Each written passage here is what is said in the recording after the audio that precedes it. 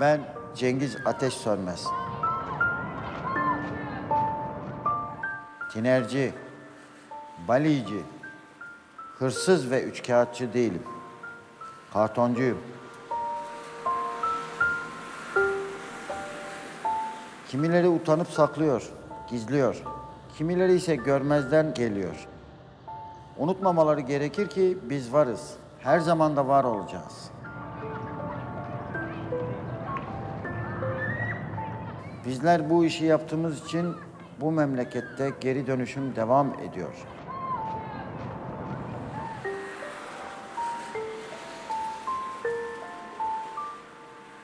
Geri dönüşümün en etkili basamağıyız. Biz gizli kahramanlarız.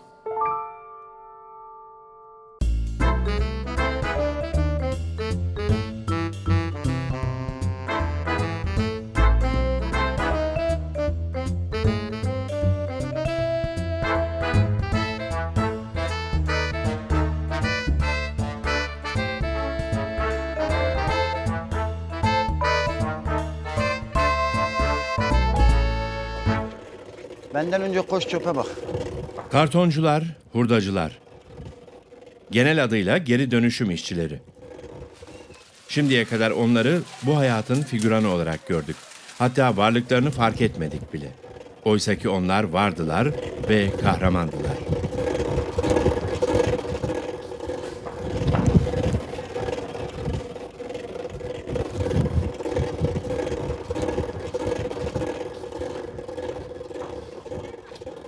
Adım Cengiz Ateş Sönmez. 1961 Diyarbakır doğumluyum. İlk ve orta öğretimimi Diyarbakır'da tamamladım.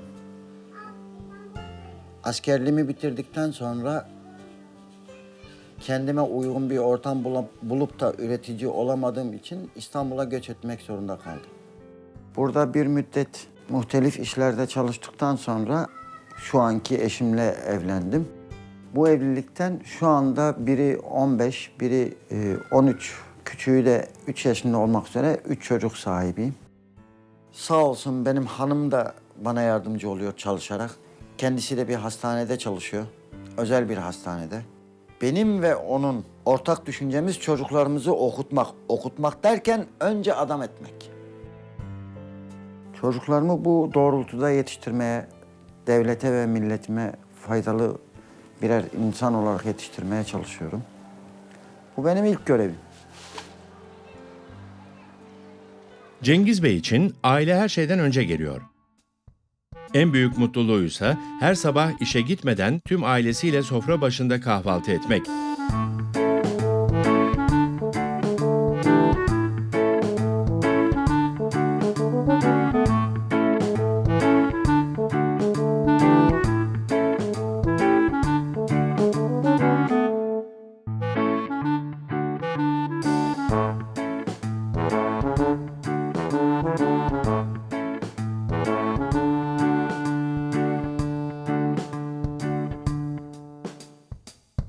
Ailesi Cengiz Bey'in geri dönüşüm işçisi olarak çalışıyor olmasıyla gurur duyuyor ve onu bu çabasında sonuna kadar destekliyor.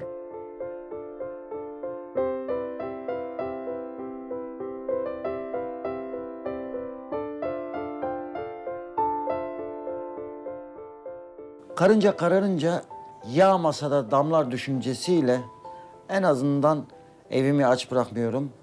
Bir çevreci gibi davranıyorum. İnşallah faydam oluyordur.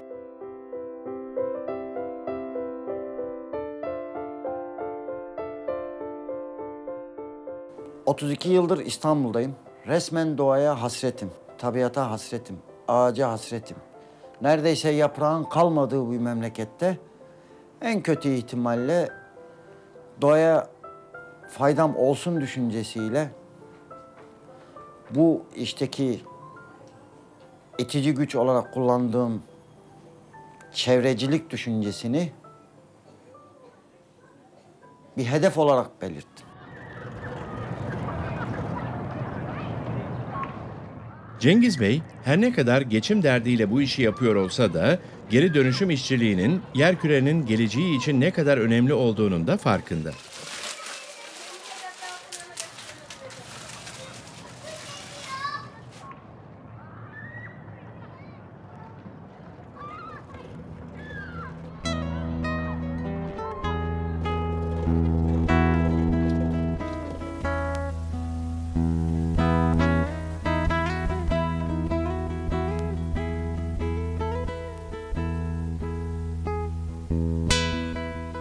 çevre kirliliği konusunda hiç farkına varmadan nasıl müthiş bir adım atmış olduğumu, çevreye ne kadar faydalı olmak için hareket ettiğimi gördüm.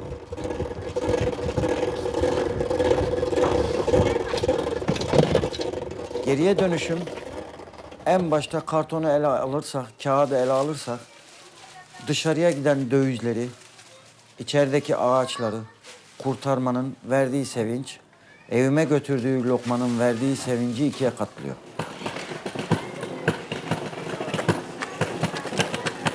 Biz birine fayda sağlarsak, o da bir başkasına sağlarsa bu bir döngü dünyasıdır. 0 ile 360'ın bir arada birleştiği noktada o iyilik illaki 360 dereceye vardığı noktadaki gibi bize de değecektir. Bize değmezse bir yakınımıza, bir tanıdığımıza değecektir.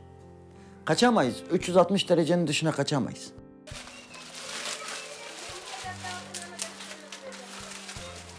Geri dönüşümün isimsiz kahramanları olsalar da onların dernekleri ve dergileri var. Geri dönüşüm işçilerinin gözü kulağı, sesi olan Katık Dergisi sahibi ve Geri Dönüşüm İşçileri Derneği Başkanı Ali Mendillioğlu bize farkındalık yaratmaya çalışan geri dönüşüm işçilerini anlattı. 1,5 yıl öncesine kadar yaklaşık 10 yıl boyunca ben de geri dönüşüm sektöründe çalıştım. Kağıt işinde çalıştım. Son 1,5 yıldır İstanbul'dayım. İstanbul'da olma nedenimse 10 yıl öncesine dayanan bir örgütlenmemiz var bizim. Ankara'da, Adana'da ve Antalya'da Geri Dönüşüm İşçileri Derneği'nin şubeleri var. İstanbul'da da Geri Dönüşüm İşçileri Derneği'nin şubesini oluşturmak için 1,5 yıldır buradayım. Derneğimizin yayın organı, Katık isminde bir yayın organı var. Katık'ın ilk sayısı 2007 yılında çıktı. Herkes bizim hakkımızda bir şeyler söylüyor. Toplumun da bir ön yargısı var ama biz kendimizi niye yazmıyoruz? Biz niye hayatta nerede durduğumuzu ve durduğumuz yerden hayatı niye algıladığımızı niye yazmıyoruz diye düşündük ve Katık fikri öyle çıktı.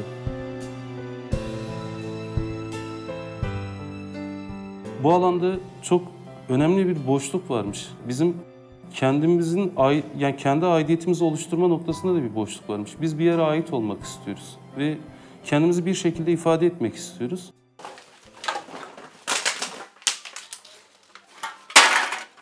Bir geri dönüşüm işçisinin yaşam şartları standartların oldukça altında. Pek çoğu yaşayacak yer bulmakta dahi güçlük çekiyor. Yaşam koşulları çok zor. Çünkü toplayıcılık yapıyorsanız genellikle yani aile olmayanları bir kenara bırakırsak genellikle depolarda, kağıt ve diğer atıkların toplandığı depolarda yaşıyor insanlar. Yani 20-30 kişi elektriği, suyu olmayan depolarda yaşıyorlar. Hiçbir koşulda temizlenme şansınız yok. İşte ne bileyim yemek yapamıyorsunuz çoğu zaman. Tuvaleti, banyosu olmayan yerler. Ve buralarda topluca yaşanıyor. Bu sağlık açısından ciddi problemler yaratıyor. Onun dışında gene sağlık açısından en sık rastlanılan rahatsızlıklar şunlar. Birincisi doğal olarak enfeksiyonel hastalıklar. Yani işte çöple ilişkiniz varsa kaçınılmaz olarak bir şekilde enfeksiyonel rahatsızlıklar yaşıyorsunuz. Onun dışında işin ağırlığından dolayı olarak eklem rahatsızlıkları yaşıyorsunuz. Yani işte romatizma, kırık ve benzeri gibi şeyler. Ve mesela biz bir sağlık taraması yaptık. En çok karşılaştığımız bir mahallede kadınlarda rahim yolu hastalıkları çok yaygın. Yani çok yaygın. Neredeyse kadınların tamamına yakında bu tür rahatsızlıklarla karşılaşıyorsun. Sağlık yönünden böyle.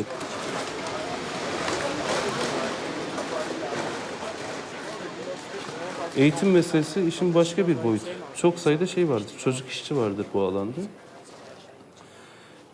Ve diğer taraftan da tek kişinin çalışmasıyla geçinemezsiniz. Ailecek ya da işte grup olarak çalışmak zorundasınız. Şimdi bir çocuk işçinin kazandığı parayla onun ebeveyninin, babasının kazandığı para birbirine çok yakın. Dolayısıyla o çocuk işçinin emeği vazgeçilmez oluyor. Yani işte baba 1.000 lira kazanırken çocuk 200 lira kazanmıyor. İkisi de benzer paralar kazanıyorlar. Ve çoğunlukla bu yüzden de işte eğitim yerine o çocuk işçiliği tercih ediliyor. Çocuğun eve getireceği ekonomik gelir tercih ediliyor.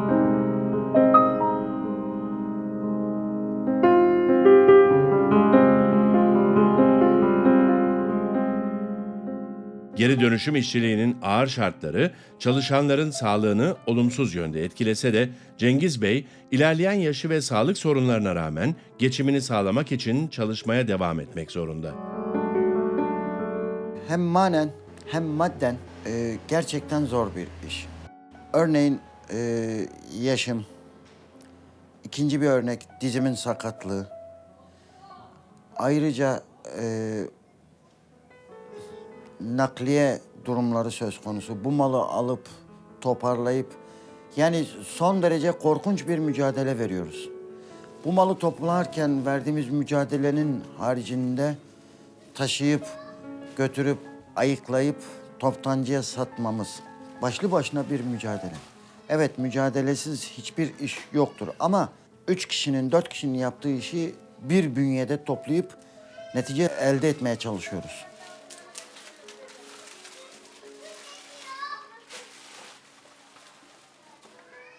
Bu mesleği seçmemde yakınlarımın yaklaşımı pek de olumlu olmadı. Bilakis bana güç vermeleri gerekirken onların bu tutumu beni yıldıracakmış gibi olduğu halde burada iş başa düşüyordu.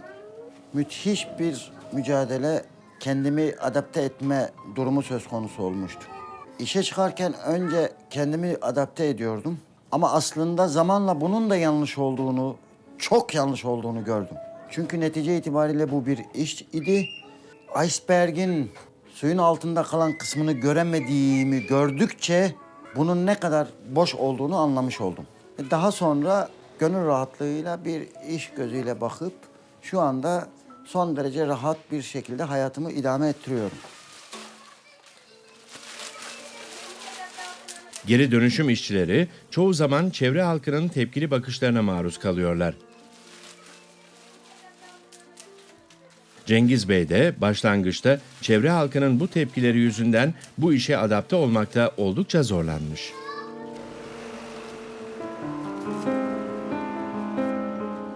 Uyum sağlamak için en az 4 ayım geçti. Daha sonra onun boş bir hamle olduğunu anlayınca intibak etme yarışında başarılı oldum. İntibak edebilmemin geçerli 3-4 nedeni vardı.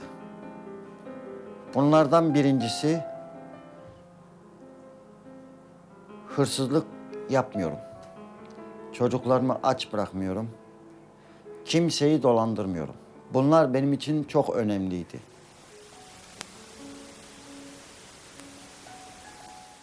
Ben bu işe başlarken etrafımdaki insanların benden uzaklaştığını gördüm. Bu 3-4 ay sonra ters döndü. O insanların benden uzaklaştıklarının boşuna olduklarını gördüm. Onlara da gösterdim. Yavaş yavaş idrak ettiler. Çevremdekilerine yardım ettim. Bu işi herkesin yapabileceğini göstermiş oldum. Paşam teşekkür ederim, sağ olasın. Hadi kolay gelsin. Ya Allah. Çabuk Kadir. Sadece bu işi yapanların balici, tinerci, şarapçı oldukları intibasının doğru olmadığını göstermiş oldum. Selamünaleyküm. Nasılsın baba? Allah razı olsun. Şekeri içine atsın mı?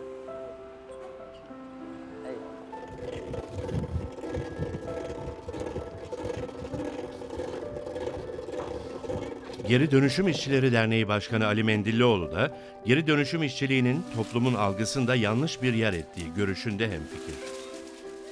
Yok sayılma, bu önemli bir şey. Mesela işte yanından geçerken adam yolunu değiştirebiliyor ya da hızla geçebiliyor, bakmamaya çalışabiliyor. Yani bir sizi şey olarak görüyor, bir potansiyel suçlu olarak görüyor. Ve hem kendini hem beni terörize ediyor aslında bunu yaparken. Diğer bir boyutu şey var işte dediğim gibi sözlü aşağılama ya da bir şey karıştırıyorsunuz, poşeti karıştırıyorsunuz. Şeyden ya apartmanın 5. katından adam sana bağırıyor işte oraya dökme diye. Şey değil ki yani o çöpü yırtma diye bağırıyor ama o şey değil ki yani gardırop değil ki içini açasın da işine yarayanı alasın sonra kapağını kapatasın. Ya sen karışık koymuşsun o da yırtıyor doğal olarak. Hiç kimse bir diğerini ötekileştirmemeli. Çünkü şey vardır işte sosyolojide öteki denilen bir kavram var. Son dönemlerde çok kullanılıyor ve ötekiyi riskli gruplar olarak tarif ediyorlar. Öteki yoksul, öteki kadın, öteki işsiz, öteki işte ne bileyim etnik kimliği farklı olan, öteki bu, öteki şu. Ama o ötekilerin toplamını baktığınız zaman aslında öteki dedikleriniz koskocaman bir ülke. Ve bizi öteki olarak etiketleyenler, bizi öteki olarak dışlayanlar küçük bir azınlık. Yani dolayısıyla biz öteki falan değiliz. Bu ülkenin asıl sahipleriyiz, asli unsurlarıyız. Ve hiç kimseyle de bir problemimiz yok, sıkıntımız yok. Eğer biz gerçekten suçlu olsaydık, yani şey değil, günde onlarca saat çöpün içerisinde yaşamazdık. Gider banka soyardık ya. Bunu yapmıyorsak buradaki erdemli duruşu anlamasını isteriz insanların.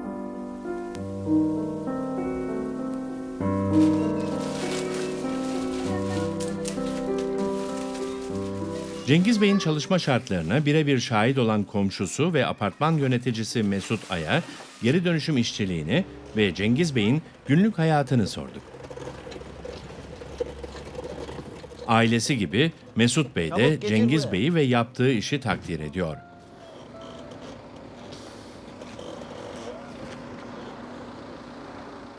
Cengiz arkadaşımızı 2 yıldır tanıyorum. Bu işe şöyle başladı. Ben ilk geldiğim dönemlerde pazarda terlik satıyordu adam. Oradan da işler işte biraz bozuldu galiba. Yani ben onun hakkında böyle fazla bir detaylı bir bilgim yok. Yorum da yapmak istemiyorum. Ondan sonra işte bu işe başladı ufak ufak. O araba yüklü hiç gelmiyorsa 200-250 kilo. İşte kartonundan tut, tenekesinden, demirinden tut, naylonundan tut. Hepsini kiloya vurduğunuz zaman bayağı bir de kendi kilosu, bir de arabanın kilosu bayağı bir zorlanıyor. Aşağı yukarıda bir buçuk yıldır bu işi yapıyor. O karda, kışta, yağmurda, işte fırtınada adam gidiyor, toparlayıp getiriyor. 2-3 gün biriktiriyor, 4. günü götürüp satıyor. İşte Çağçoğlu'na ekmek parası getiriyor bu adam. Hakikaten ben bununla gurur duyuyorum. Yani bu tür insanları dışlamak yanlış bir şey. Ayıptır, günahtır. Bu insanı bundan dışla, ondan dışla, bu adam ne yapsın? Gitsin hırsızlık mı yapsın? Adam alnı açık, yüzü ak. Dışarıdan bakıldığında oldukça kolay bir meslekmiş gibi görünen kartonculuğun zorlukları hiç de göz ardı edilecek cinsten değil. Geri dönüşüm işçileri kartonları, plastikleri ve hurdaları yalnızca toplamakla kalmıyor, onları ayrıştırarak istifliyor ve daha sonra toptancılarına ulaştırıyorlar. Tüm bu işlemler de oldukça meşakkatli.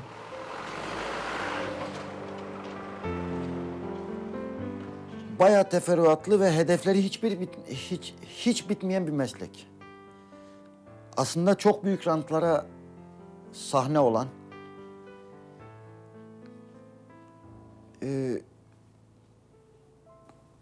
kimsenin görmediği, kimsenin bilmediği rakamların döndüğü çok harika bir meslek aslında.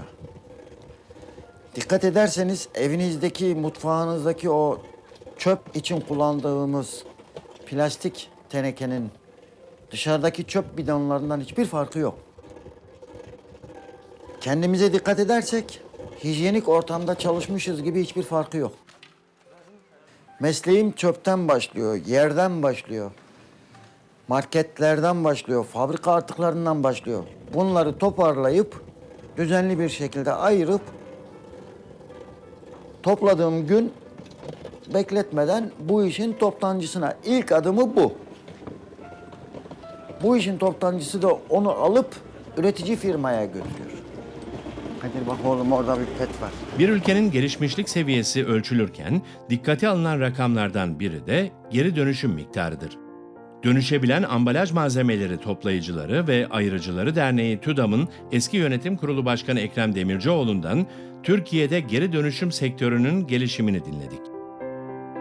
Geri dönüşüm sektörünün en önemli halkası, ilk halkası. Bu da bu malzemelerin toplandığı ilk noktalar. 1960'lı yıllarda özel sektörün ham madde talebi ister istemez bu sektörün doğmasına neden oldu. Türkiye'de bu sektörle ilgili bir altyapı olmadığı için bu sektör bizim sokak toplayıcısı diye tariflendirdiğimiz isimsiz kahramanlar vasıtasıyla başladı. Geri dönüşüm yalnızca yerkürenin geleceğini korumakla kalmıyor, aynı zamanda ülke ekonomisine de çok büyük katkılar sağlıyor. Geri dönüşüm miktarının ülkemizde gün geçtikçe yükseldiğini söyleyen Ekrem Bey, bu sektörün de ciddi ölçüde teşvik edilmesi gerektiğini vurguluyor. Ben sektörde işe başladığım zaman kağıt sektöründe %12-13 olan geri dönüşüm miktarı bugün Türkiye'de %42-43'ler seviyesine kadar geldi. Ama gelişmiş toplumlarda bunun 70'e kadarını olanı var. Avrupa ortalamasında 60 olanı var. Türkiye Cumhuriyeti'nin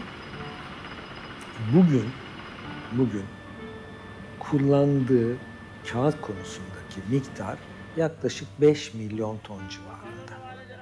Bu 5 milyon tonun 2,5 milyon ton civarındaki miktarını Türkiye Cumhuriyeti'ndeki kağıt fabrikaları üretiyor. Bu üretimi yaparken bugünkü şartlarda bunun %80-90'ını yani 2 milyon 300 bin ton civarındaki miktarı geri dönüştürüp toplayabiliyor. Toplayamadığı kısmı ithal ediyor. Gelecek yıllarda açılacak olan veya mevcut kapasitesini revize edecek olan birçok kağıt fabrikamız var. Bu kağıt fabrikalarının ham maddesi dediğim gibi hurda kağıt.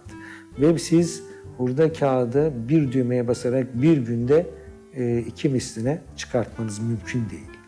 Onun için bugünden bu yatırımların yapılıp, bu sektörün teşvik edilip, bu sektörü de çalışanların haklarının korunduğu, bu sektörün gelişmesi için teşviklerin verildiği bir sistemin kurulmasında çok büyük fayda var.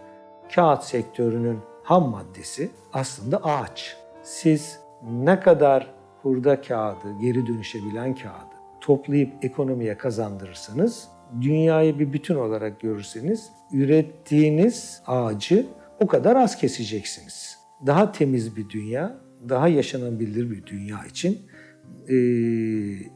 yola çıkalım ve geri dönüşebilecek her türlü materyali de tekrar ekonomiye kazandırıp doğal kaynaklarımıza olan talebimizi daha azaltalım.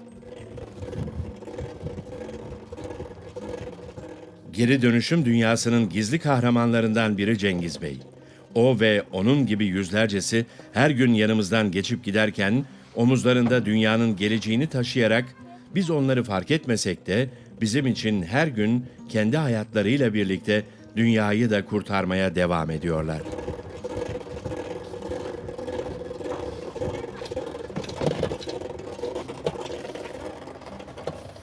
Benden bu işi yapıyorum diye yolunu değiştirip uzak kaçan insanların 3-4 ay sonra sağda solda buldukları malzemeleri getirip ben olmadığım halde benim el arabasının olduğu yere bıraktıklarını görünce gözlerim yaşarıyordu. Bu benim için ayrıca bir itici güç oluyordu.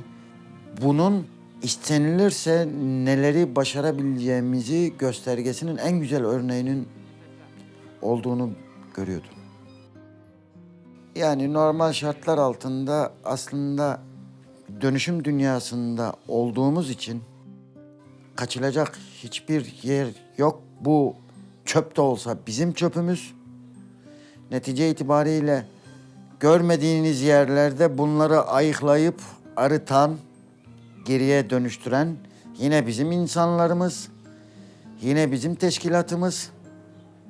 Ama ortada dolaşıp dolanırken görünen bizler olduğumuz için bizlerden uzak kaçılıyormuş gibi bir durum oluşuyorsa da zamanla bunun da ortadan kalkacağını eminim. Zamanla bunun da ortadan kalkacağına %100 eminim. Çünkü gittikçe halkımız bilinçleniyor. Tabii bu bilinçlenmede iletişim yayınlarının korkunç derecede faydası vardır. Halkımız bilinçlendikçe 0 ile 360'ın hiçbir farkının olmadığını kendileri de göreceklerdir. Ki o zaman çevrenin, doğanın bizlersiz, bizlerin doğasız, çevresiz olmayacağını, hepimizin bir bütün olduğunu en nihayetinde kabul etmiş olacağız.